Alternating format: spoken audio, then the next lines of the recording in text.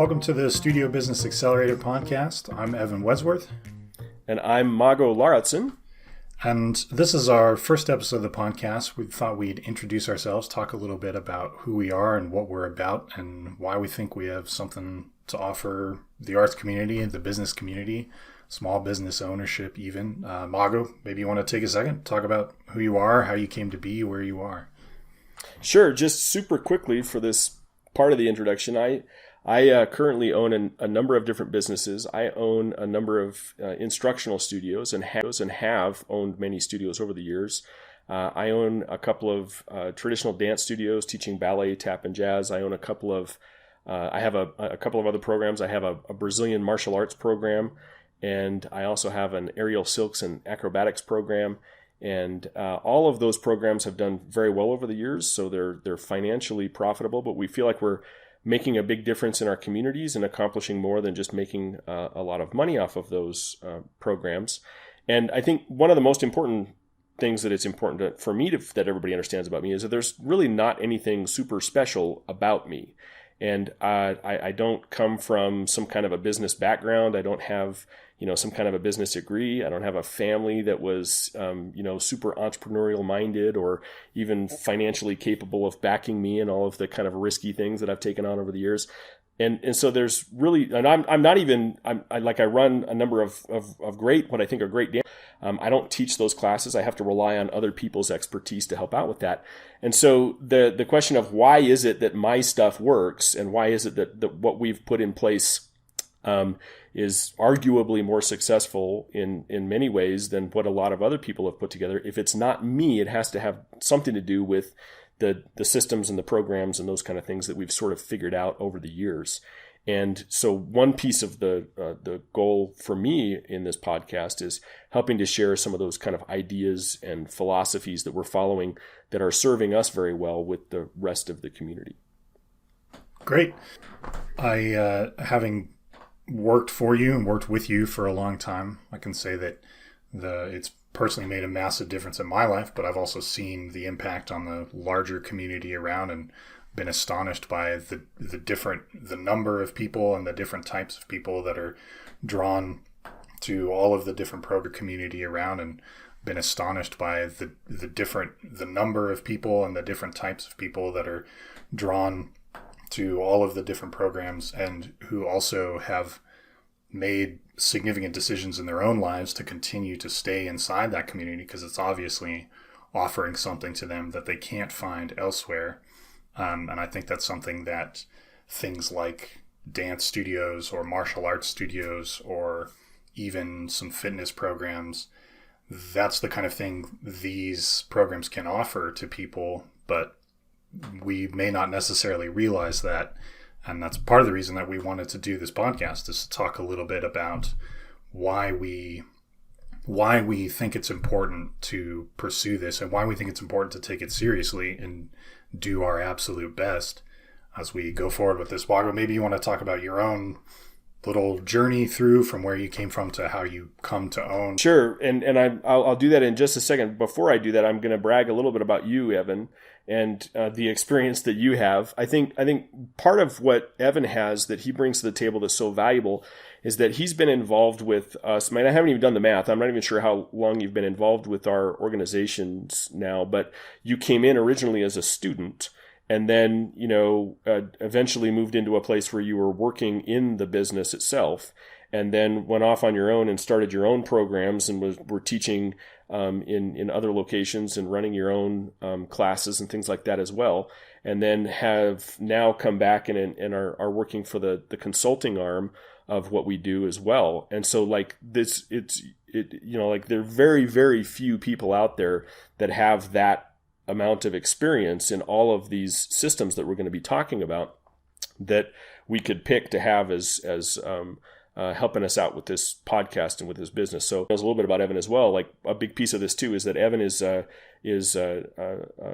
charge of a lot of the tech stuff at our consulting company and is developing software that studios can use to help simplify their lives and maintain contact with students and ensure that payments are coming in on time and all those kind of things. And so he's got a whole wealth of experience that I want to make sure we don't ignore. So I am going to talk a little bit about my history, but like wanted to wedge that in there, that Evan's not just the color commentator here. Like he's got some valuable wealth of experience to contribute as well. For me personally, I was not, my history, like why is it different? Like why did I figure this stuff out? And a lot of people haven't figured this stuff out. Why are so many people stuck in this old way of thinking about running a studio that's like from the 1960s and 1970s, that they're still following the same sort of business patterns and things today? Like why was I able to avoid that? And because originally it was never my intent to be a studio owner. I didn't grow up hoping that someday that's what I would be doing. As a matter of fact, as probably has happened to a lot of people, it was a lot of sort of serendipitous pieces along the way that kind of led me to where I'm at. So more than being smart, I'm lucky. And I think that's important to understand. But in college, I was studying plant genetics. I was a plant geneticist once upon a time, working in labs, and I was getting ready to go work on a PhD studying mutant tomatoes in a basement laboratory in Florida, probably for the rest of my life.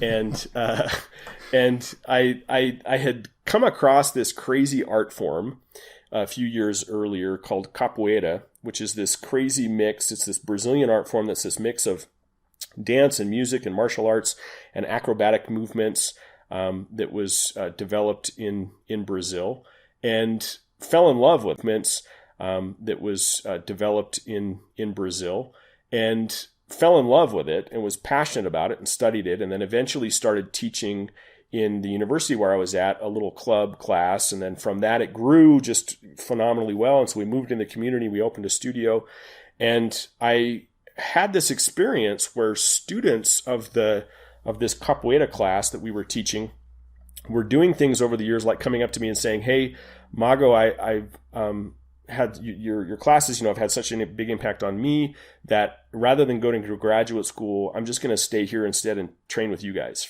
I'm just going to live here." So like they were literally making these like major life decisions based on this, what I saw at the time, this little, class that we were teaching. It wasn't a really super big influential thing at the time. I didn't recognize what was there.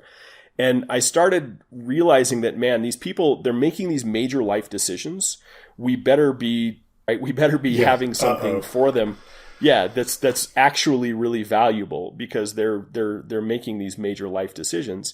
And so that also led me to the point where I was looking at what I was doing in my life, and I realized that I loved the subject matter that I was studying, and I just didn't really look up to the people. I didn't want to grow up to be these people that I was spending most of my days with. And so when I made the decision to not kind of go to graduate school and to open up a capoeira studio and do that full time, I genuinely believed at the time that I was making the decision to be poor for the rest of my life. Of course, I don't believe that anymore, but we just understood that there was this higher level thing that we were accomplishing. And I just felt better about living my life pursuing that goal than what I had, spent my career doing up to that point. And that was a lot of family members that kind of raised eyebrows when we let everybody know that that's what I was going to do. And that was kind of at least the beginning of kind of what led me to where I'm at today. So this was I think the decision was well thought out, but I had no idea what running a business actually meant at that time. No idea. That's around the time that I come into the story. You and your wife decided to move into Colorado and open some capoeira classes. I was 16 at the time in high school. Like most 16-year-olds, no clue really who or what I was and what I wanted to do, and found capoeira through a little bit of a fluke. Came and did some classes, and I remember that my mom found a flyer that you guys had put up somewhere, and on there was a coupon for a free month of classes or a cheap month of classes. So it's like, okay, I got 1 month of this, and then if I'm tired of it at the end of the month, I'll quit. And then the end of the month came and I was like, well, I'm not tired of it. And I just told myself continually for the next 16 years, essentially, well, I'll just quit when I'm tired of this. It never happened. And it was such a slow, insidious process almost, where also falling in love with capoeira and not realizing all the effects that it had on the rest of my life, where even I moved out of town several times and then moved back to town in part specifically to be back at the studio, to be part of the community, to train there, and to even to just rub shoulders with these kinds of people that I had come to really respect and admire. And that, similar to what you said, I wasn't finding as much outside of the studio and outside of the program. I'd say the honesty and the integrity and the follow through on that kind of stuff is what really slowly, unconsciously, I think I started to bend towards, like a sunflower following the sun through the sky and not necessarily knowing what I was doing. And then, as you said, gradually came to start teaching this stuff and then working for you guys and being an actual human being where you need to manage things like, okay, I need a job and I need to also find some spiritual and emotional fulfillment in my life, that kind of thing. And have found that this is a great spot to be. I consider myself also lucky to be here. I got lucky in that sense. And I think that, you know, we in general, we have a really high priority for things like science and math, and because they're quantifiable, it's really easy to see what they add to the world. It's easy to see that certain kinds of math can lead to predictions about how we fly planes, and that's great that we get to fly planes. But since things like art are not very quantifiable, it's difficult to put into words exactly what it is that being part of an arts community gives you. It's harder to value that, and it's harder then to tell yourself that, okay, I should stick with this, or I should pursue this, or I should take this a little bit more seriously. And like I said, it took me forever to come to that realization, even though I was unconsciously doing it for so many years.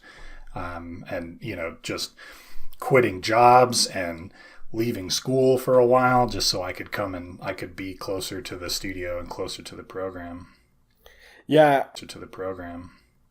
Yeah, that's a great segue into kind of what I think the direction we sort of wanted this to go, talking about the value of the arts and how do we quantify that. I think there's a big problem today, especially in the instructional studio world, whether you're teaching dance or martial arts or something else, that that people undervalue the impact that they have on the world.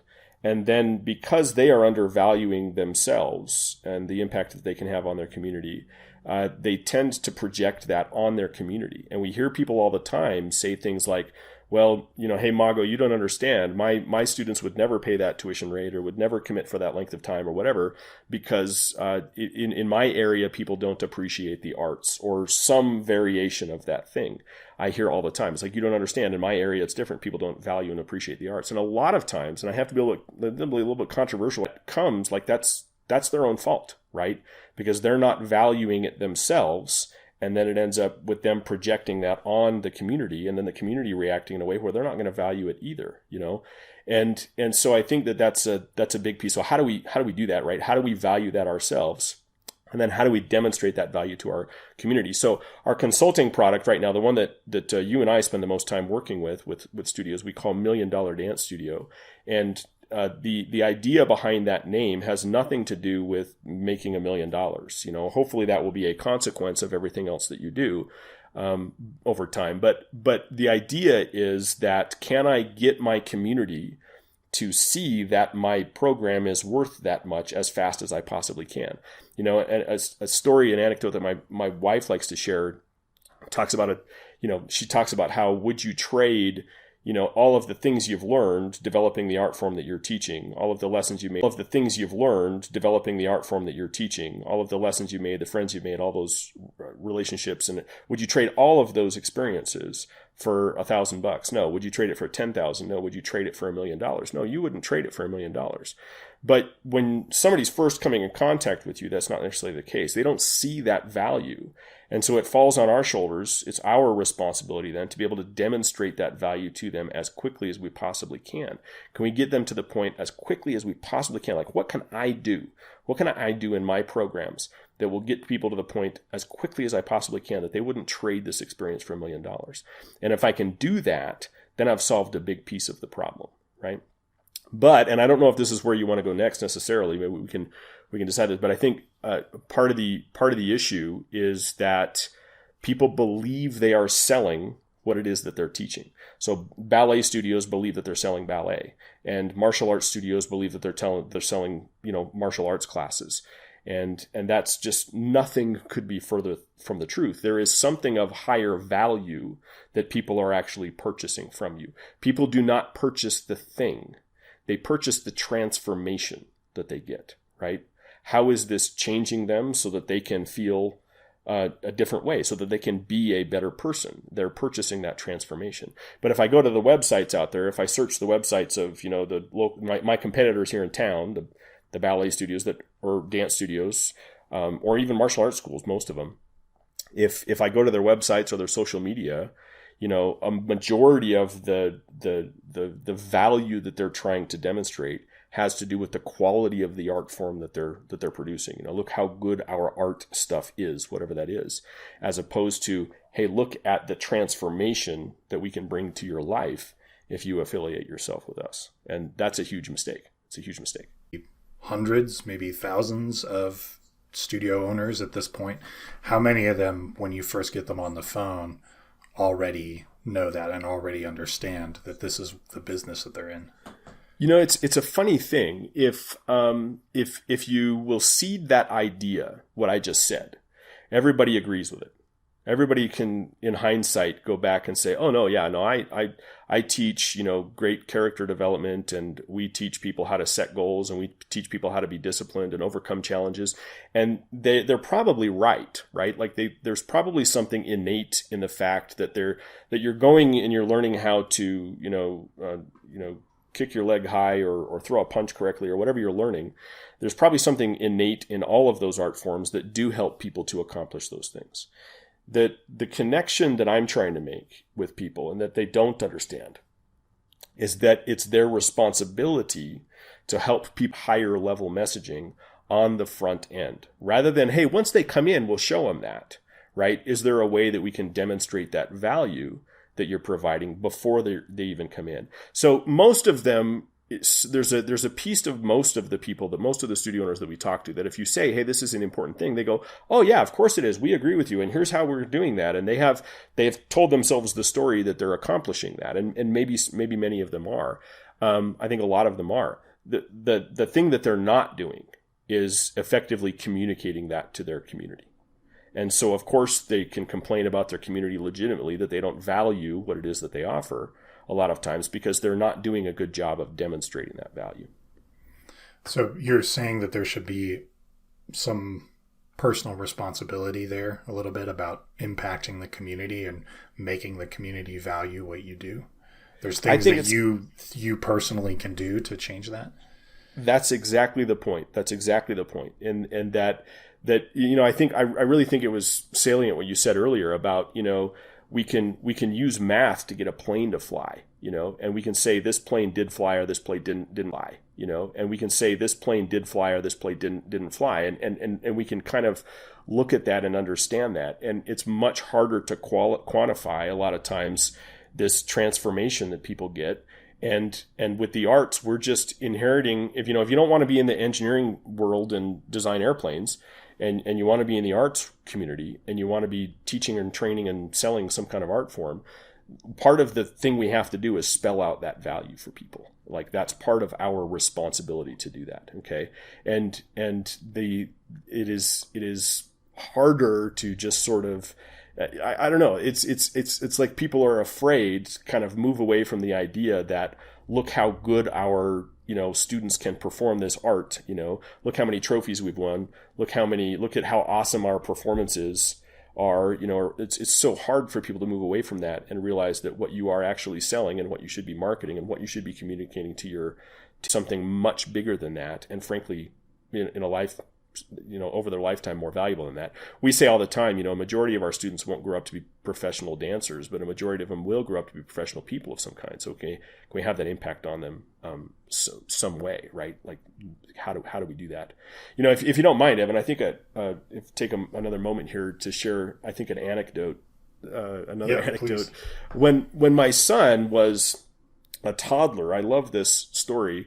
We used to perform on the street a lot, back in the golden days when you were at the studio. We did a lot of performing outside, just on the street corners and stuff. We were up in Boulder one time, Boulder, Colorado, and there's a Pearl Street, which is kind of a pedestrian mall.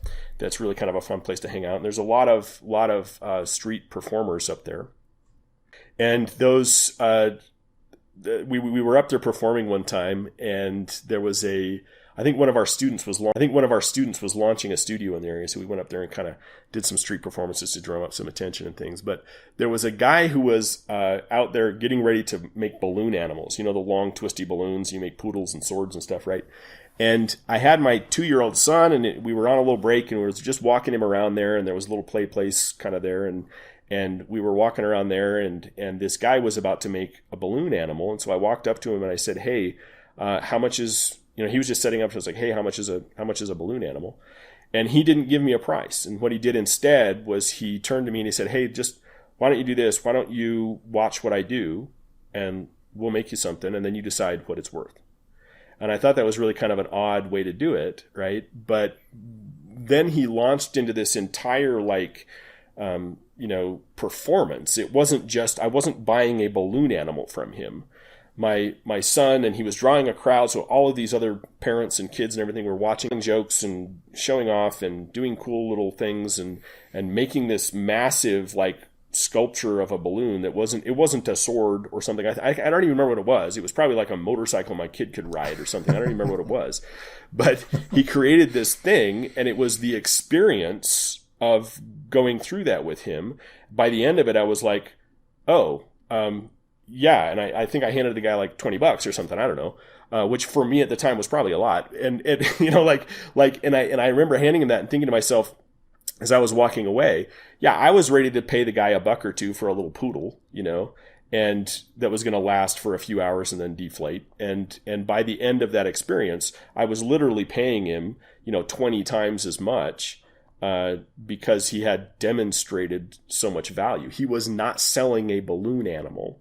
He was selling this experience where my son was being prioritized and I was looking like all of those things. Like that's what he was actually selling. And it was literally worth 20 times more. And everybody who was there recognized that. There was nobody there who didn't recognize that. But if we had just walked into a little magic shop and said, "Give me a poodle balloon animal," we'd have been prepared to pay a heck of a lot less than that. Yeah, if the guy up front had told you, it'll be about $20, you just said, "Okay, see you later, no thanks." That's exactly right. But he took responsibility for demonstrating that value before he talked to me about what the thing was worth. Yeah, like I said, when I started with the program, I was on this cheap month coupon, and I told myself, I'll just go another month and then another month. And it wasn't super expensive at the time. But if you had told me at the beginning of that, this is what this is going to cost you in money, of course I would have walked away. If you're going to be involved in this in the next 16 years, and you're going to be involved in this in the next 16 years, and it's going to cost you this much money, there's no way I would have joined that day. But if there had been a way to say, this is what it's going to cost you, and you're going to be part of this for 16 years, and this is where you will be in 16 years, and who you will be, obviously. I mean, I probably would have paid you 3 or 4 times more for your program, frankly. Yeah. But that's exactly the problem. Is to someone who just is looking to try out dance classes or to go into a new fitness program or to do something small. They're looking most likely for something to make a small change in their life or to occupy a little bit of time, or even, a good program that will take their kids for an hour or two, and they can have time to themselves. And the difficulty then is to tell them at the beginning of that, this is how much this program is worth. And the difficulty then is to tell them at the beginning of that, this is how much this program is worth. And you should be paying this much money. And in return, you will get all these other things. But like we said, with something like math or engineering up front, you can say, if you pay for this and you incur this cost, at the end of it, you will be able to build a building. With the arts community, it's much more difficult to say that. It's hard to put into words what it is that you get out of this. And that's exactly why we're here as much as we can be. I want to say, I think that, this seems like the podcast and the business and the consulting program is just an extension of that same philosophy. Is that right? Where you think that you can have a larger impact on not now your local community, but the community of studio owners and small business owners and entrepreneurs to help incur that change a little bit. Problematic issues with that. I think the quality of the product and the service and that kind of thing often gets diluted when you go that route. And so instead, what we'd like to do with the consulting company is help other people to figure out the things that we've figured out so that they personally can have a bigger impact on their own communities. They have to live in their own communities. If I go start a studio someplace that I don't live someday, I'm impacting a community that I'm not directly involved in, that's not having as direct of an impact on me. I would much rather teach people to kind of lift where they stand and to learn how to have that much bigger impact on their own communities. And a big piece of that, by the way, is being able to not just have the right kind of messaging and things that kind of we've been talking about, or valuing their own programs. It's not just that. It's also a matter of getting a whole lot of people in the door and enrolled. And it's also a matter of having some financial will give you power, and it will give you influence in your community.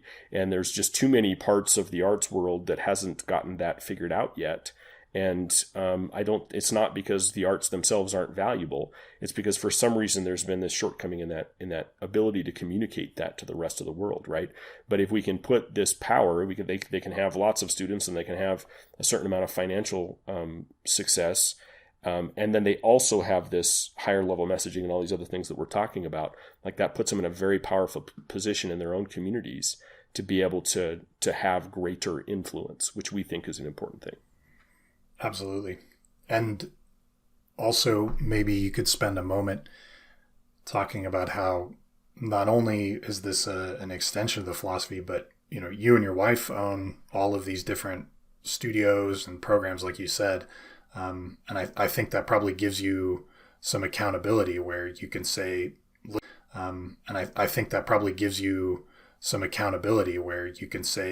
listen, this is what I'm doing in my studios and in my businesses, and these are the results I'm getting. And so you're quick also to talk about what does and does not work, versus a consulting program that doesn't have any skin in the game. I'm constantly impressed with the number of people out there that are willing to teach other people how to do something they're not currently doing themselves or have never done themselves, right? So that's not something that we think, that's not like, you should pay really close attention who you're taking advice from. Like, if these people are doing what you're trying to do, let's follow them and take advice from them. I practice that in my own life. I spend a lot of money hiring coaches and consultants, but they are people who are actively doing the things that I am trying to learn and that I'm trying to figure out. So I do think that's a big deal. And I also think, it's important for people to understand that it's not like I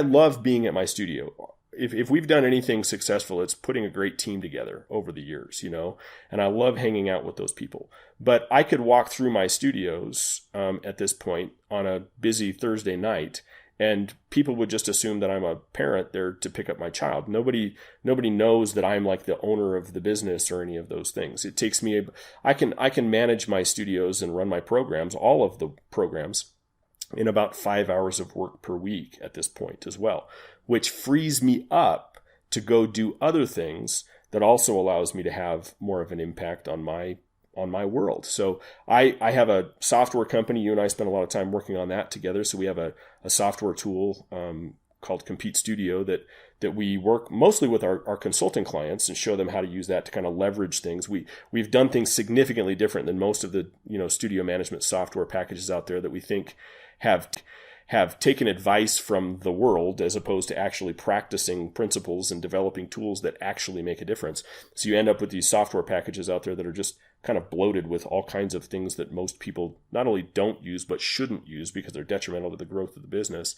And we're implementing these things and these tools in our own businesses. And so we know what works, and we always test things. We use our own studios as our own laboratories. So for our consulting and our software, we're always launching those things in our own programs first and testing them. And then we move them to our higher level clients, the people that already kind of know what's going on, and we test it on theirs. And then if we can get all of that to work, then we release it to the sort of general population. But it always goes through that filter. And so we're able to spend the extra time doing that. Most kind of agile software development doesn't work that way. They go out and they talk to the market and they say, what do you guys want? And the market says, let's do this. And they start taking advice from, once again, unsuccessful people in developing those tools. So we're trying really hard to not, I know that you and I have had this conversation, but we're trying really hard not to do that with the software that we have developed for this. We own a tuition billing service. Nobody has paid tuition at my own studios since something like 2003. Even before automating payments and things like that online was a thing, we had systems set up. We had another company that actually handled the tuition management for my own programs because it was so awkward to have those conversations with students. Back then, my wife and I were running everything. We were cleaning the bathrooms and we were collecting the tuition and we were doing everything. And it was so awkward to have that conversation with somebody where it was like, hey, Susie, great job in class today. Where's that $50 your mom owes me?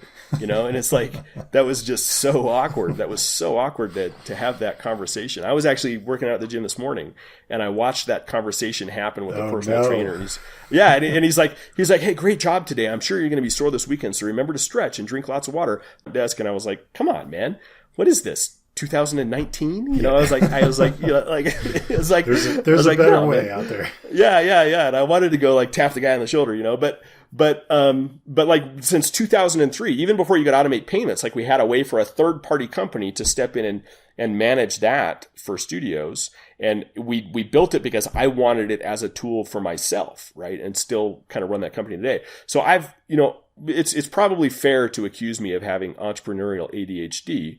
But in order to, and I think that's actually served me well over the years, because in order for me to kind of move on to my other endeavors and manage all of these things, I have to find a way to do it in a fairly efficient manner.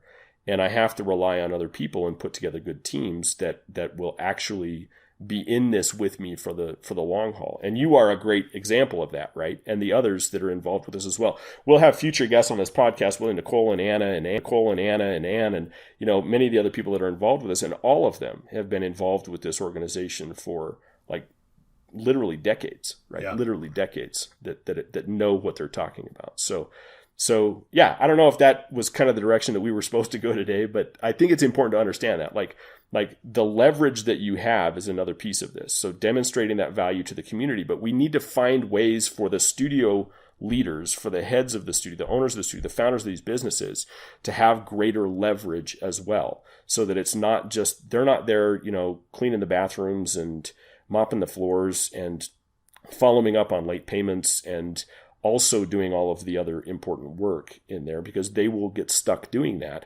And then the vision can't grow. The vision cannot grow if that's the case. And most of us who are in this industry and most of the studios that I talk to, they have some innate leadership skills, I think, but that hasn't been the focus of their personal development. And so a lot of them are falling short on how to find and hire and train great people and, a lot of those other sort of skills that are going to be key if they really do want to grow this business. Absolutely. I think all of that stuff is really important to understand. I think also that's a good note to end on here. And in the future, we'll talk more about the kinds of things that we do and how we can achieve all of these lofty goals we've set for ourselves. And so I hope that you guys, everybody who's listening to this episode, will tune in to many of the other episodes as well. What really I want everybody to understand is that if you're these types of businesses, these instructional arts businesses are very, very valuable. And it is challenging to get the communities to recognize the value of what it is that you do before you come in. We're proud of the sacrifices that people are making to run these businesses. We don't think they need as they are if they will implement these things the right way. And the good news about that as well is that they will also have larger impacts on their own communities, the communities that they live in, if they'll kind of implement the philosophies that we've put in place. So if anybody's interested in learning a little bit more about this, of course, you can check out some other episodes of this podcast, but you're also welcome to head over to studiobusinessaccelerator.com. You can find us over at milliondollardancestudio.com. We're not too hard to find online. If you'd like to reach out and chat more or talk together a little bit about what it might look like to work with our staff and with us one-on-one, or how you can learn more about what we do, just reach out and let us know, and we're happy to have that conversation as well. All right. Join us next time, Studio Business Accelerator. Talk to you then.